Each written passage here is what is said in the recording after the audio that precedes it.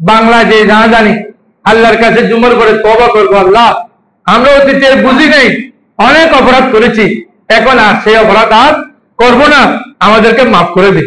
এখন আমরা 1447 সাল কিভাবে কাটাবো? কোরআন শরীফে কি এসেছে, হাদিস শরীফে কি এসেছে? কোরআন শরীফে এসেছে আইয়ুহান নাসু কুলু মিম্মা ফিল আরদি হালালান তাইয়্যিবা। আমি সংক্ষিপ্ত আকারে বলছি। 1447 সালে হিজরি সনে আমরা করব হালাল খানা খাবো। বড় করে বলি, আল্লাহর কাছে বলি সবাই আমিন। কি খাবো? হালাল খানা খাবো, হালাল খাবার। 2 নম্বর, আতিজাল কুরবা হাক্কাহু ওয়াল মিসকিনা ওয়াবনাস সাবিল ওয়া লা তুবাদ্দিল তাবদীরা। যার হক তাকে দিব, যার হক তাকে দিব। বোন আসলে হক চাওয়ার জন্য ফুফি আসলে তাকে তাড়িয়ে দিব না। কেন? বোনের হক নাই? বোন এটা বাবার সন্তান না? কথা বলেন।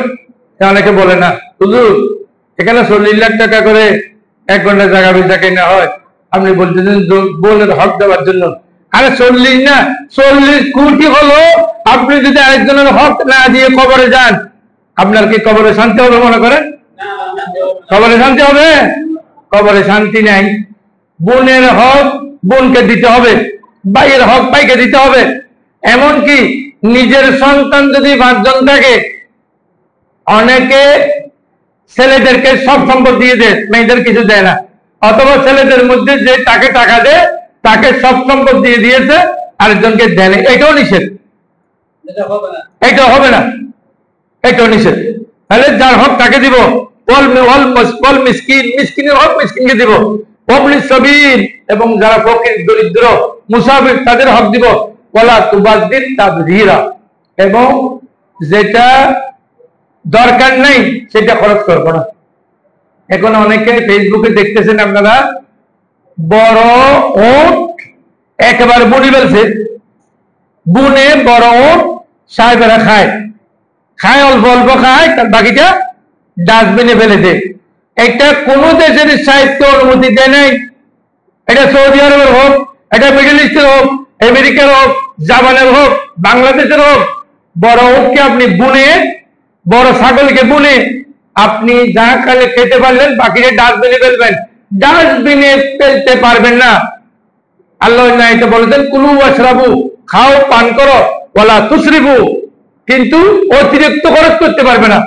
অতিরিক্ত খরচ করা মানা। আপনার গরুর মাংস, ছাগলের মাংস, ইসা মাছ, আরো রুই মাছ, আরো কি কি আছে সবগুলো দিবের মধ্যে দিয়েছে। সে এখান থেকে অল্প, এখান থেকে অল্প, এখান থেকে অল্প, এখান থেকে অল্প সিঁড়ি খেয়েছে, বাকিটা সবগুলো ডাস্টবিনে ফেলে দিয়েছে। এই অধিকার আপনাকে কে দিয়েছে? আপনি কোন জায়গায় সাহেব? কবরে গেলে কোনো সাহেবগিরি নেই।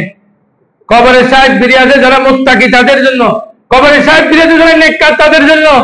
আপনি সবগুলো যেগুলো খেতে পারবেন না সেগুলো আপনি নিলেন কেন? কে বলছে আপনাকে নেওয়ার জন্য? সব আইটেম নিয়ে অল্প অল্প খাইলেন, বাকিটা আপনি ডাস্টবিনে ফেলে দিলেন। এটা সম্পূর্ণ নিষেধ, এইভাবে করবেন।